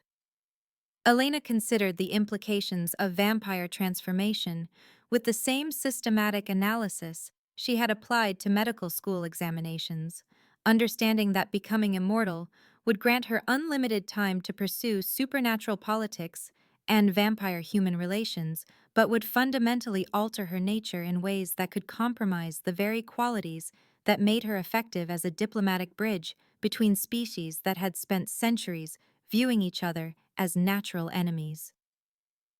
The realization struck her with sudden clarity as Elena understood that her greatest contribution to both vampire and human society lay not in choosing one side or the other, but in using her remaining awakener energy to create something entirely new that could transcend the limitations of both species while preserving the essential elements that made coexistence possible despite their fundamental differences. I have a third option, Elena announced to Dominic with the calm certainty of someone who had found the solution to an impossible problem through willingness to sacrifice personal desires for the greater good of principles that transcended individual happiness or survival. The morgue at St. Catherine's Hospital stood empty at midnight as Elena returned to the place where her journey had begun, the familiar fluorescent lights humming their eternal tune above metal tables that gleamed like altars in the sterile light, and she moved through the space with purpose born from desperate necessity and the knowledge that what she planned would either save both species or destroy everything she had worked to build. In the months since awakening the Vampire King, who now watched her preparations with anguish written across his immortal features, Elena had spent the previous week gathering materials and knowledge needed for the peace bond ritual, consulting ancient texts that described mystical connections between beings of different natures, while drawing on her medical understanding of neural pathways and electromagnetic fields to design a procedure that would create permanent empathic links between key leaders of both vampire and human factions. The ritual required a location where the barriers between worlds were thinnest, where death and life intersected in ways that allowed supernatural energy to flow freely between dimensions, making the hospital morgue where she had first touched Dominic's lips the perfect setting for magic that would bind their enemies together through shared understanding that transcended species hatred. Dominic stood beside table 7, where his death sleep had ended with Elena's kiss of life, his golden eyes reflecting centuries of loneliness and the terrible knowledge that the woman he loved was about to sacrifice everything that connected them in order to create peace between their peoples. Elena, he said, his voice carrying the weight of desperate love constrained by respect for her choice. There must be another way to end this conflict without requiring you to burn away your life force in a ritual that will sever the awakener bond that makes you uniquely powerful as a bridge between our worlds. The peace you seek to create through this sacrifice might not survive your death, and I cannot bear the thought of ruling without the woman who taught me that leadership means service rather than domination. Elena turned from her preparations to face the vampire king, whose love had transformed her from an isolated medical student into a queen capable of making decisions that would affect the fate of entire species. Understanding that the choice before her represented the culmination of everything she had learned about responsibility, sacrifice, and the true meaning of healing in a world where fear and hatred threatened to destroy the possibility of coexistence. "Dominic," she said, her voice steady despite the magnitude of what she was about to attempt, "my death is not the goal of this ritual, but rather the transformation of what connects us from magical compulsion into something deeper and more voluntary. The peace bond will create empathic links between vampire and human leaders that will make future warfare psychologically impossible, but it requires channeling awakener energy through connections that currently bind me to your supernatural nature. I will lose my awakener abilities and our mystical connection, but if the ritual succeeds, I will remain alive as a bridge between worlds based on choice rather than magical compulsion." The ritual components had been carefully selected based on Elena's understanding of both medical science and supernatural theory, including silver artifacts that would channel awakener energy safely, while herbs and crystals that vampire lore identified as amplifiers for empathic connections between beings of different natures. Elena had arranged the materials around table 7 in patterns that drew on both medical knowledge of neural networks and ancient magical traditions that govern the creation of permanent bonds between individuals who might otherwise view each other as natural enemies. Most challenging had been identifying the specific leaders whose empathic connection would create the foundation for lasting peace, requiring Elena to select individuals from both sides who possessed sufficient influence to prevent future conflicts while maintaining the moral integrity necessary to honor agreements forged through supernatural means rather than simple political expedients. Commander Sarah Walsh had agreed to participate in the ritual despite her organization's general hostility towards supernatural solutions, recognizing that conventional warfare between humans and vampires would ultimately result in casualties that no military victory could justify, while Celeste represented vampire interests as someone whose ancient wisdom and political influence could ensure that any peace agreement would be honored by supernatural communities worldwide. Elena began the ritual at the stroke of midnight, using awakener abilities to open mystical channels between the vampire and human representatives, while drawing on every technique she had learned for managing supernatural energy, without allowing it to burn through her mortal frame faster than her body could sustain. The process felt like conducting electricity through her nervous system, while simultaneously maintaining conscious control over energies that wanted to consume her life force in order to fuel the empathic connections she was forging between beings whose species had been enemies for centuries. Walsh and Celeste stood on opposite sides of the ritual circle, their initial hostility gradually giving way to wonder and then understanding as Elena's power created direct emotional connections that allowed them to experience each other's fears, hopes, and genuine desire for peace, despite the centuries of mistrust that had shaped their respective attitudes toward supernatural human relations. The vampire's ancient wisdom flowed into Walsh's consciousness, while the human's military pragmatism and protective instincts became accessible to Celeste, creating mutual understanding that transcended the intellectual knowledge they had possessed about each other's motivations and concerns. Elena felt the awakener energy flowing through her body like molten metal as she expanded the empathic connections beyond the primary participants to include other key leaders from both factions, creating a network of shared understanding that would make future warfare psychologically impossible for those who could now experience their enemies' emotional states as clearly as their own. The ritual required Elena to channel more power than her mortal frame had ever been designed to handle, and she felt her life force burning away to fuel supernatural connections that demanded energy far beyond what her human physiology could safely provide. Pain raced through Elena's nervous system as awakener abilities pushed her beyond the limits of mortal endurance, but she maintained focus on the empathic bonds taking shape between vampire and human leaders, understanding that the success of the peace ritual depended on her willingness to sacrifice personal survival for the greater good of both species. The mystical connections solidified with a sensation like lightning seeking ground, permanently linking the emotional states of individuals who would now find it impossible to authorize violence against beings whose pain they could feel as acutely as their own. Elena collapsed as the last of her awakener energy burned away to complete the peace bond, her vision fading as she felt the supernatural connection to Dominic severing like a cord cut by an invisible blade, leaving her drifting toward unconsciousness, with the satisfaction of knowing that the ritual had succeeded in creating permanent understanding between leaders who could now work together to prevent the war that had seemed inevitable only hours earlier.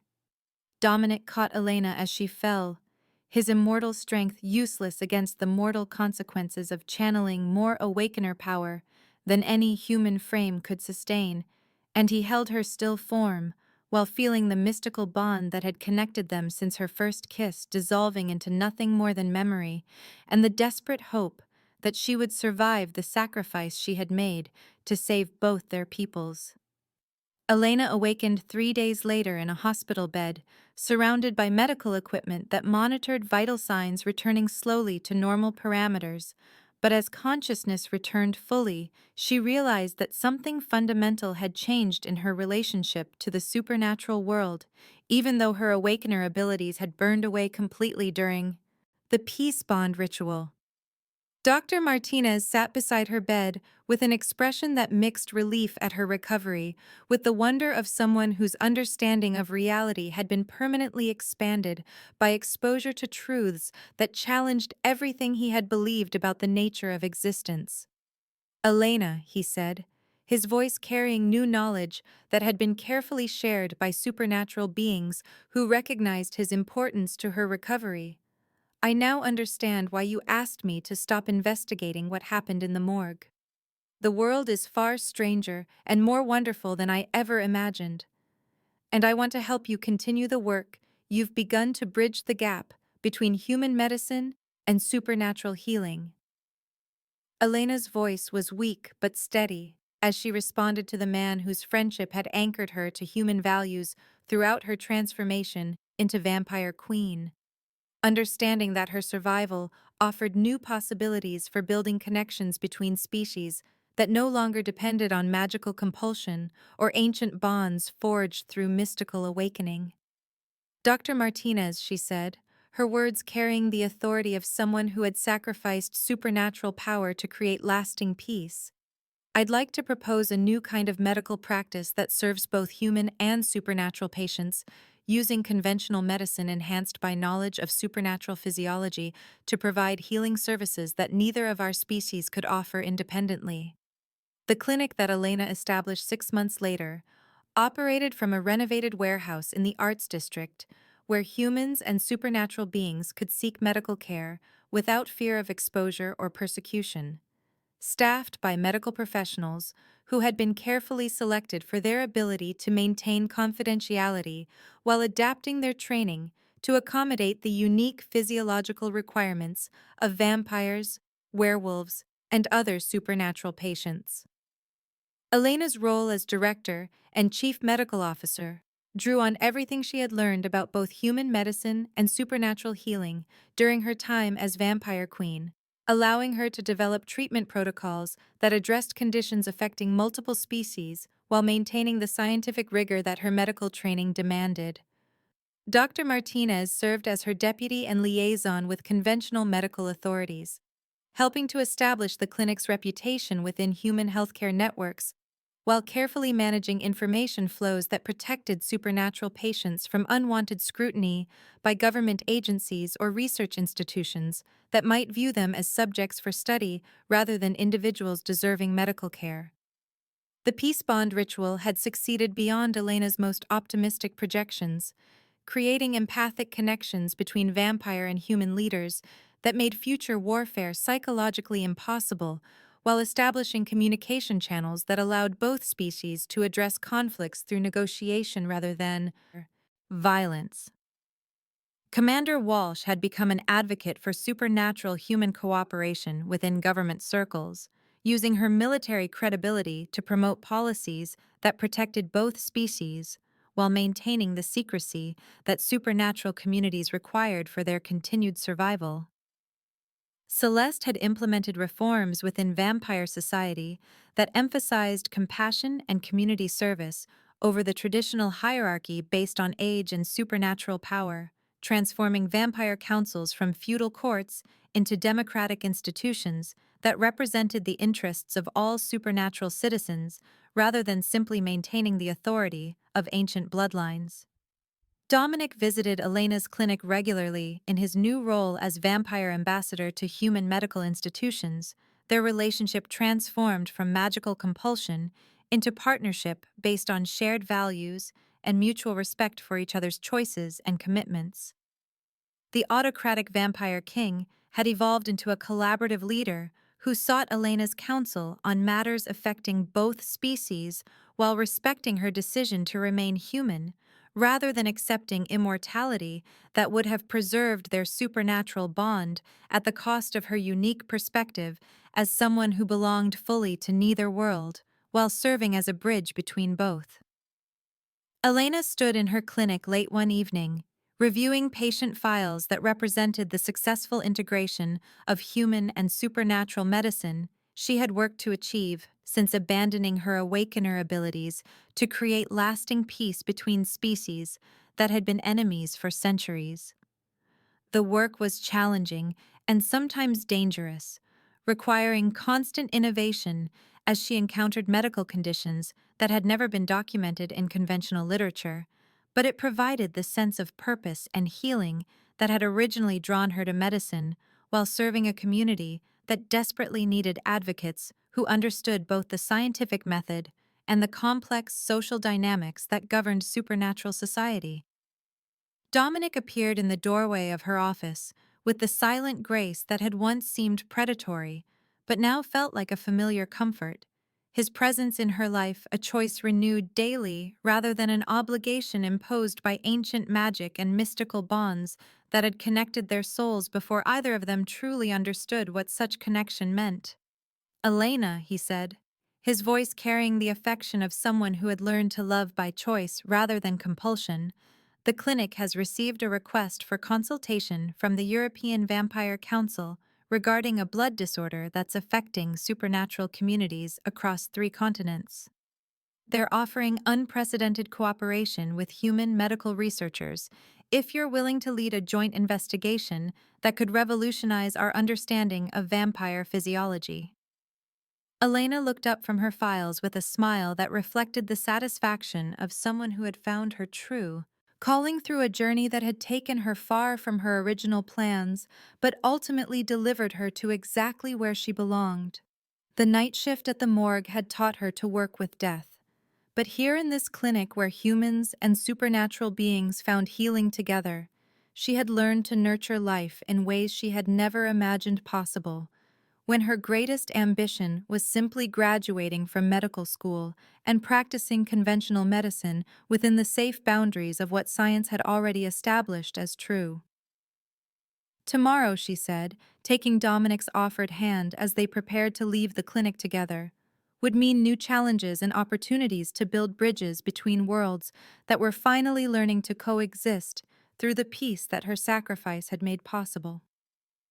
The final scene echoed the beginning as Elena worked through the night, but instead of processing the dead in the basement morgue of St. Catherine's Hospital, she moved through brightly lit treatment rooms where the living sought healing that transcended the boundaries between human and supernatural medicine. With Dominic beside her as partner rather than king, both of them united in service to a vision of coexistence that had transformed from impossible dream into achievable reality.